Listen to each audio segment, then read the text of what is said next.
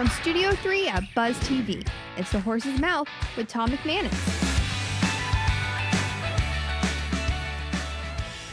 All right, time once again for another edition of The Horse's Mouth here on Buzz TV at my bar at Tommy Max, and we've got a great panel for you this time around, brought to you by my good friends at truckcrashlaw.com and the Carpet Man. We're talking manufacturing, we're talking security, we're talking consulting. Of course, my friend from Robert Half is here as well. Let's welcome in the panel and start with Rory Comiskey from FusionIRX. How are you, Corey?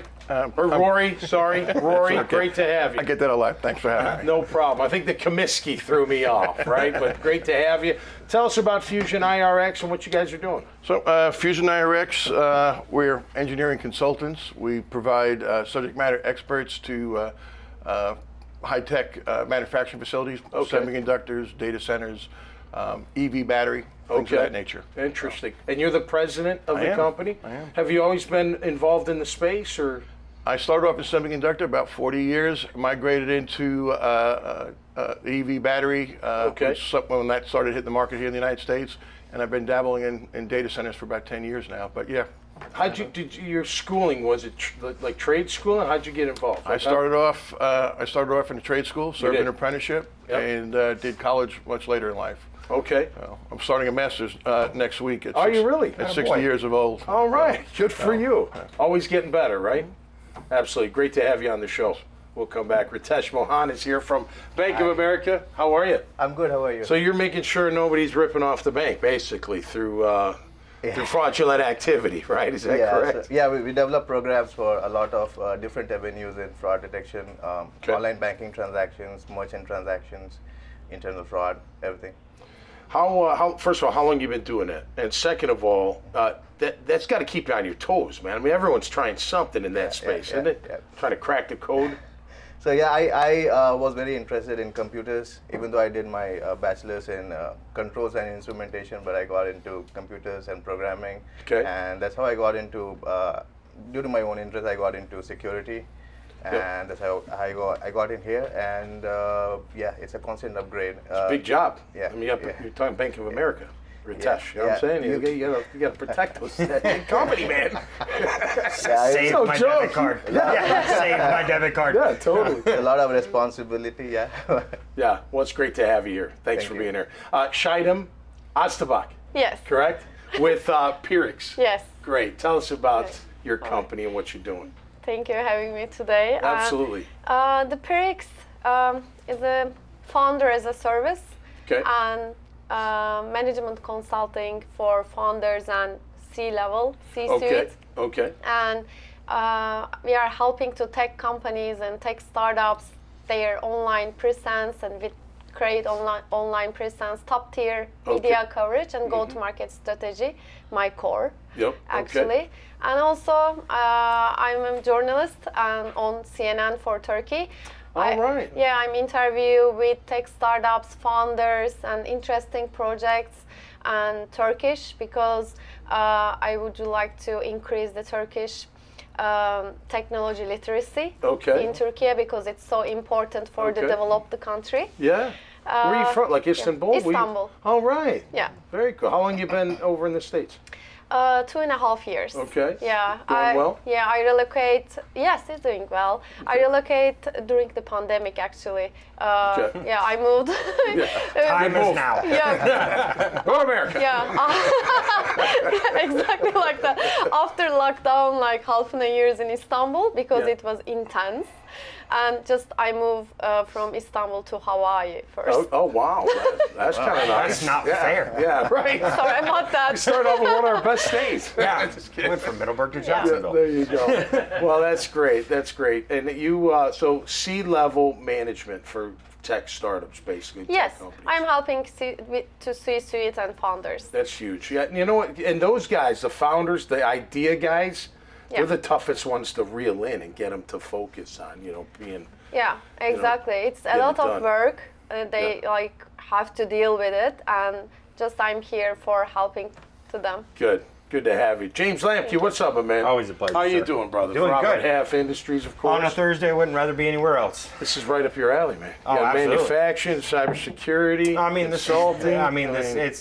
you know, we've got a lot of professionals in everything that is of relevance of today, right? You know, we're talking data centers, we're talking security, we're talking the elevation of IT in the consulting business that she's doing. Yep. So, you know, it hits a nail on the head, right? Everybody's asking about the big questions, right? Security is always going to be the biggest. Of course, yeah. And job. and Rory, you're even dealing in that with the data center business you're in, right? You Yep. got to keep the data safe, but being able to operate and the business that is true IT and keeping some of the noise down and what's going on outside of it, and that being AI technology, AI, machine right? learning. Yep. Like it's a lot of noise that you don't hear, and what I feel is these are the quiet soldiers behind what the true meaning of IT and IT presence is today, because you know, yeah, AI sounds cool, but if you didn't read the news 4 days ago, ChatGPT got hit. Yeah, right. We can all get hit. Right. He's laughing because he's like, I could have stopped it. Yeah.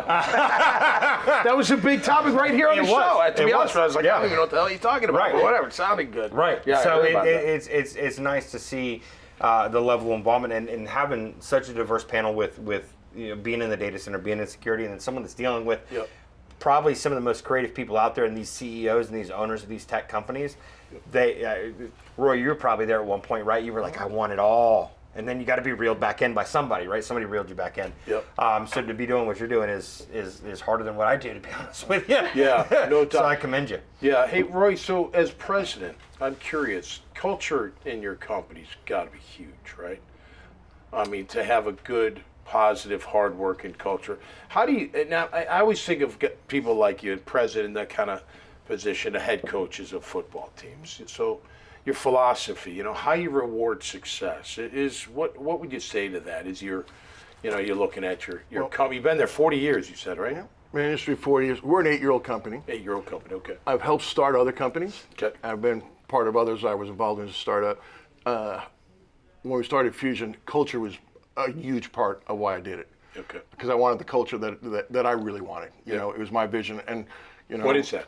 So you know, we have trainings every 2 weeks, and we do go over safety first, and the second part is we go over our culture. Okay. And that is, you know, a lot of times it's just snippets, things I read, articles or memes and things of that that I think, you know, reflect who we are as a company. Okay. So we want to be good to our people. Our product, I'm in the people business, you know. Right. I sell people. Right. I sell services. So we want our people to feel appreciated. Yep. We want them to have strong ethics. We want them to value our clients and do the right thing all the time. Because not because they're getting worried about getting caught, because we want to do the right thing. Right.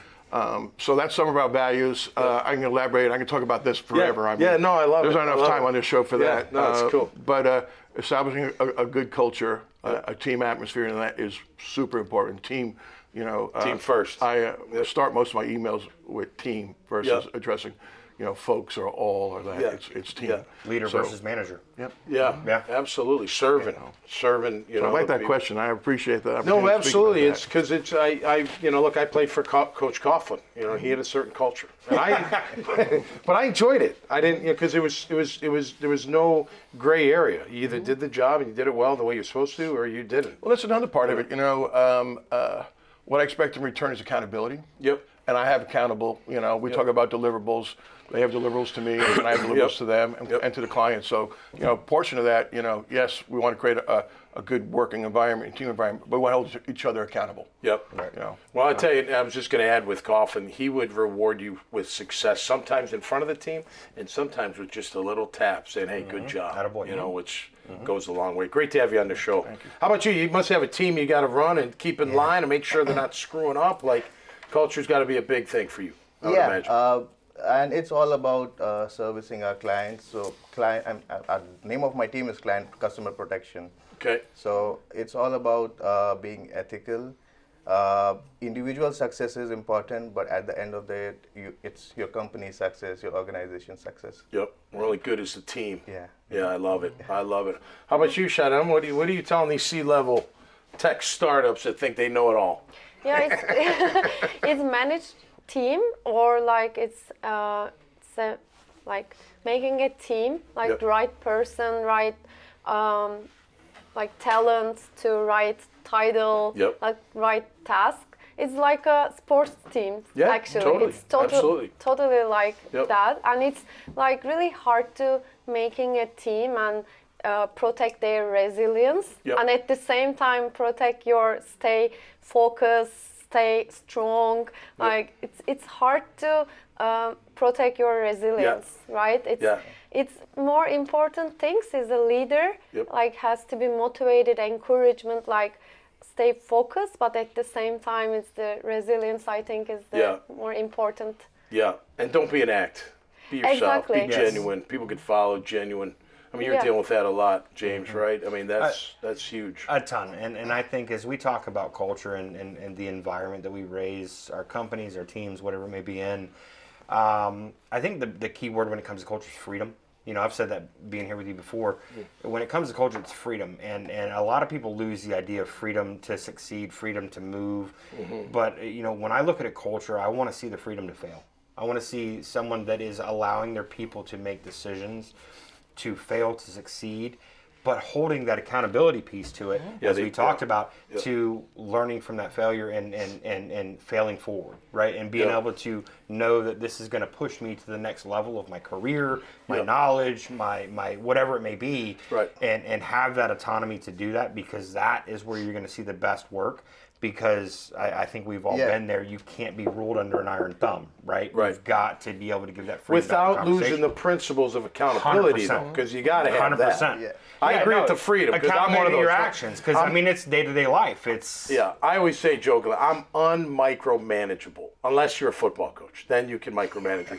If you're not, you'll never micromanage. Right. I'm like out the door the minute you start that. it's the biggest way to kill culture. Yeah, But- you need that freedom for innovation, To happen. especially in the tech sector. 100%. Yeah. 100%. But again, freedom without you got to have the principles. Of It's accountability. 100%. And they got to have it internally. And that The self-accountability. aspect about micromanaging and failure, I agree with you. You know, I mean, I have an opinion on everything. Sure. And I can put my thumb on my people, and there's going to be an imprint of me.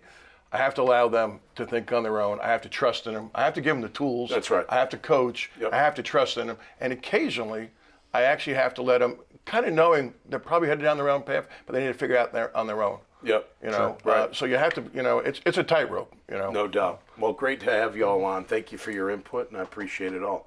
All right, that's going to do it for us this time. I wish Coach Coughlin was that nice. It's You're gonna okay, get a Tom. comment Don't on worry this. about it. No.